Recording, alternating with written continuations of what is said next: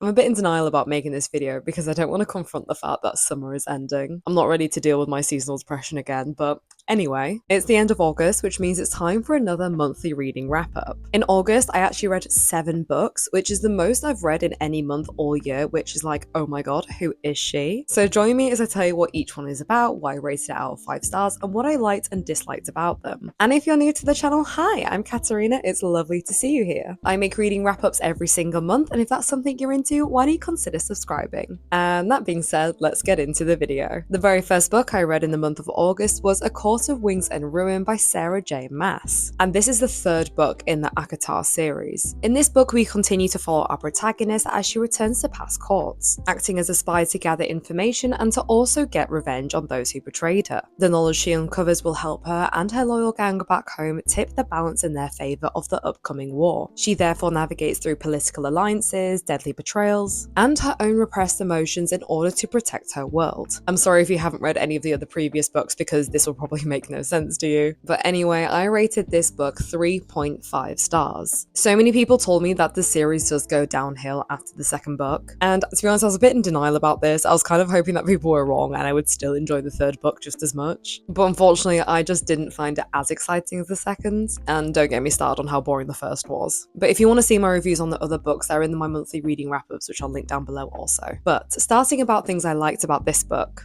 I did enjoy the development of the main character and her relationship with her love interest. I feel like they were more secure and there was a lot more trust here, and they generally felt believable as a couple. I really love Ryzan as the love interest, and I'll absolutely lap up all their moments that they have together. I also really like the fact that we saw more of a dynamic between the main character and her sisters in this book. There's just a lot of layers and complex emotions that arise between these siblings, and it just felt very believable to me, and that way it just kept me more invested in the book. However, I did find myself less engaged in this one than compared to the 2nd, especially on strategy and war, which I just personally felt was a bit boring. I also just get particularly unengaged during like war and battle scenes. I find it really hard to visualize what's going on. However, I know that's not just this book. I also found the same when I was reading battle scenes in Lord of the Rings. My head just goes empty. There are no thoughts. And I was also just a bit underwhelmed for the plot with this one. I knew that they were going to be going to war, but I was kind of hoping that more things were happening on the side. Like, even the previous book had the threat of war, but it had the tension and excitement of the enemies to lovers. There was also just more interesting backstories and drama with the other characters involved. There's also some big other reasons why I'm disappointed in the book, but I feel as though I can't really talk about them without revealing major spoilers, and I don't really want to do that for you if you haven't read it yet. But I will just say that the ending felt like the stakes weren't high enough. I will still read the 4th and the 5th book, but I'm just not as excited to read them, but we shall see how I find them. But carrying on with the theme of reading the next installment in a book series, the 2nd book I read last month was Summer by Ali Smith, which is the 4th and final book in her seasonal quartet. So this book is set against the backdrop of the year 2020, and the novel blends personal and political narratives of pressing issues of that time, including the COVID-19 pandemic, the climate crisis, and the UK's political and social unrest after the decision of Brexit. And combining the characters and plots of her earlier books within the series, the book showcases the chaotic and fragmented nature of contemporary life, but it also captures the surprising ways that we're still connected to everyone despite the passage of time, especially using memory and hope as key themes. And I gave this book 2.5 stars, which is actually the lowest rating I've given for all the books in this quartet, but I will explain why. Firstly, what I liked. I did really rate the topics that were discussed here. I like this author because she does not shy away from uncomfortable topics, and I think it is important for people to discuss the issue of racism in the UK and the climate crisis in particular, as it's something that people aren't really writing about or talking about really often enough. And she articulates very well the anxieties and the divisions that come from these issues. Furthermore, I really do like her poetic writing style. She has a very unique way of describing very niche references in a really beautiful manner. However,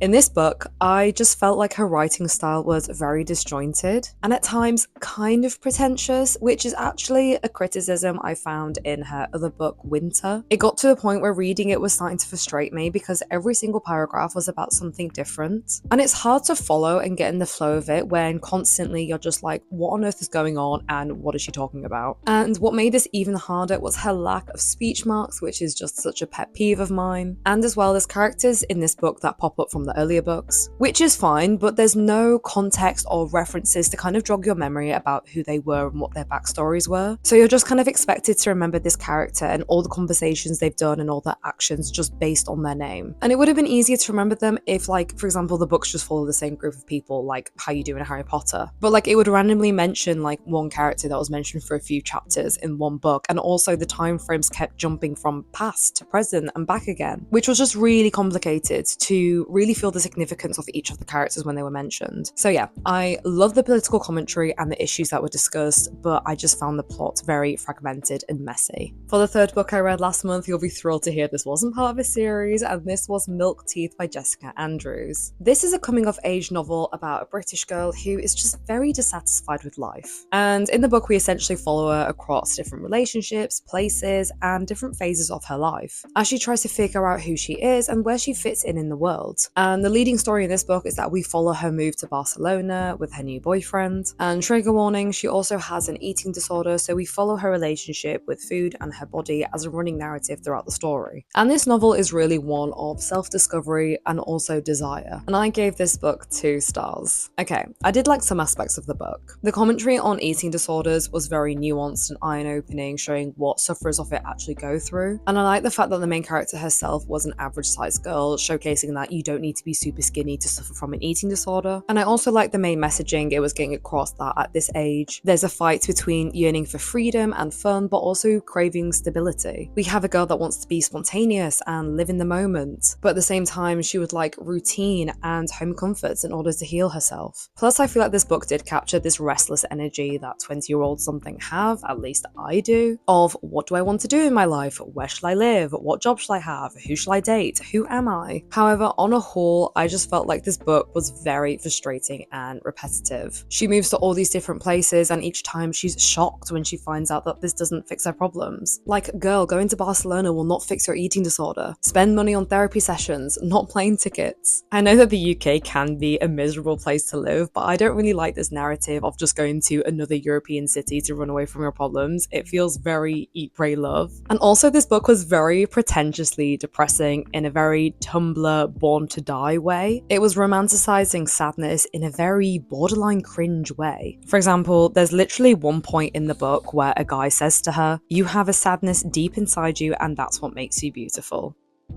And it's also just littered with loads of kind of bad metaphors throughout, which I think were intended to seem poetic, but just don't really make sense. For example, the chalky crusts of the days build up inside me.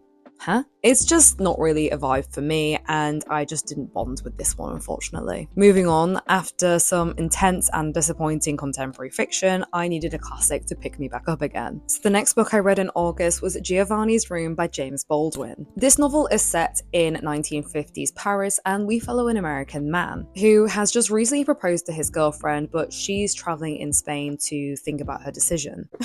Maybe she's the protagonist from Milk Teeth. She's on her eat, pray, love journey. Anyway, whilst in Paris, our American man meets a very lovely Italian bartender called Giovanni. And this novel basically follows this man navigating his complicated feelings in regards to his sexuality and also his complex emotions towards Giovanni. And ultimately, he has to deal with the consequences of heartbreak, shame, and alienation as a result of living inauthentically. And I gave this book 4.5 stars. Finally, a good rating. But this was well deserved because, oh my god, this book was so good. I really loved the raw themes into sexuality and shame, and the struggle of self-acceptance in a world that is so hostile and judgmental towards difference. Plus, you know me, I love a sad girl read, and this book left me so upset. But it was an ending I didn't see coming in terms of plot, so I was really pleasantly surprised. And aside from the plot, the writing in general was just so stunning. I read my first Baldwin book earlier this year called I Am Not Your Negro, which I was just completely mesmerized with how beautiful Baldwin's writing is. Plus, I also recently read Swimming in the Dark that made very heavy references to this book, so I was really excited to read it, and I can honestly say that it lived up to the hype. It had lyrical and beautiful prose, complex and real characters, and just that the overriding themes are still relevant to people today struggling with their sexuality in closed-minded communities. Overall,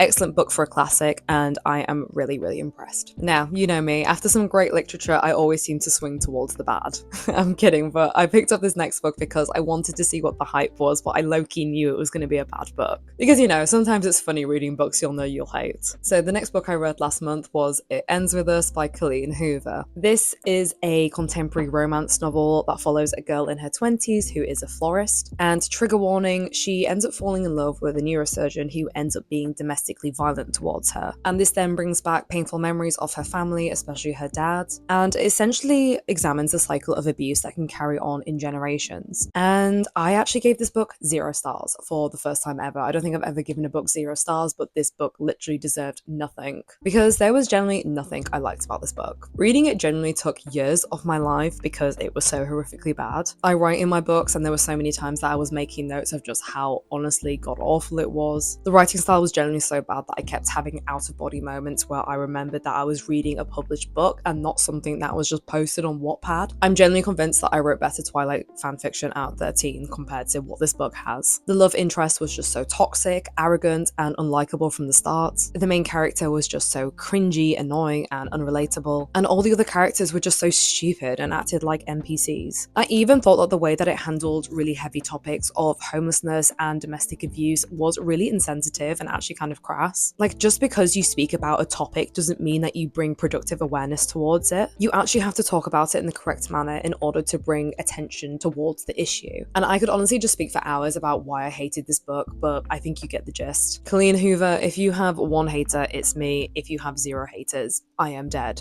I'm not paying to see the film either. I am not a fan of Blake Lively and also this book, so it's a no from me. That being said, I'm happy to say that we're moving on. The 6th book I read in August was The New Me by Halle Butler. In this novel, we follow a 30-year-old woman who is living in Chicago, and she is working a temporary job at a design agency as a receptionist's assistant. However, she seems to be stuck in this cycle of unfulfilling jobs and just existential dread. And she's just very dissatisfied with her life and longing for change. But she is paralyzed by her increasing apathy and also depression. I don't want to give too much of this plot away because of spoilers, but maybe what I'm about to say will put you off the book in general because I gave this book 2 stars. Okay, I'm gonna try and be positive and start off with things I like. I did quite rate how this book explored the seemingly bleak landscape of what Gen Zs and millennials are finding in these unfulfilling 9-to-5 jobs. The depiction of the toxic side of the corporate world and how it can dehumanize people was honestly quite recognizable and something that I've personally seen. And I like how the author addresses how people will pursue this new me in the world of work. And it's really just a critique on the whole hustle and self-improvement culture